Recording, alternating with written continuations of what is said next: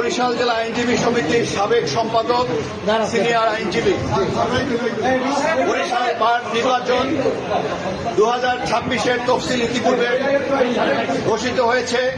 তার আওতায় আজকে 2টা থেকে 4টা পর্যন্ত নমিনেশন ফর্ম বিতরণের সময় এবং দিন নির্ধারিত হয়েছে।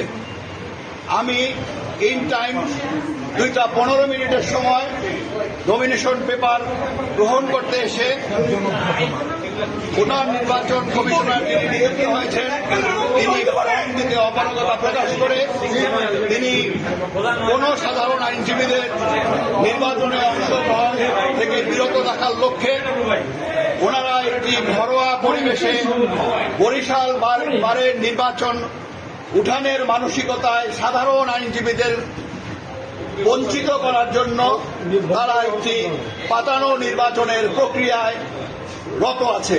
আমাদের কোনো যা সাধারণ আইনজীবীরা তাদের এই কর্মকাণ্ডকে প্রতিরোধ করছে এবং তাদের এই কর্মকাণ্ডকে ঘৃণা ভরে তাদেরকে নির্বাচন কমিশনারদেরকে প্রত্যাখ্যান করছে।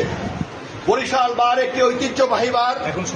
এই বরিশাল বারের ঐতিহ্যকে সমুন্নত রাখার লক্ষ্যে সাধারণ আইনজীবীরা তাদের মনোনীত ব্যক্তিবর্গকে নির্বাচন করার অনুরোধ করায় যে সমস্ত সাধারণ আইনজীবীদের পক্ষে নির্বাচনের লক্ষ্যে ফর্ম সংগ্রহ করতে এসছেন স্বতন্ত্রভাবে তাদের কাউকে ফর্ম তারা জানে তাদের বিগত 1 বছরের কর্মকাণ্ডে যে বরিশাল বারের যে ক্ষতি হয়েছে, বরিশাল বারকে তারা যেভাবে স্বেচ্ছাচারিতার ভাবে পরিচালিত করেছে, কলঙ্কিত করেছে, বিচারাঙ্গনকে কলুষিত করেছে, সেই তাদের কর্মকাণ্ডকে ধামাচাপা দেওয়ার লক্ষ্যে আগামী দিনে বরিশালের বারের একটি সুদৃঢ় কমিটি যাতে তারা আসতে না পারে, বরিশাল বারের ঐতিহ্যকে ক্ষুণ্ণ করার লক্ষ্যে হীন মানসিকতায় তারা আজকের এই নির্বাচন 2026-এর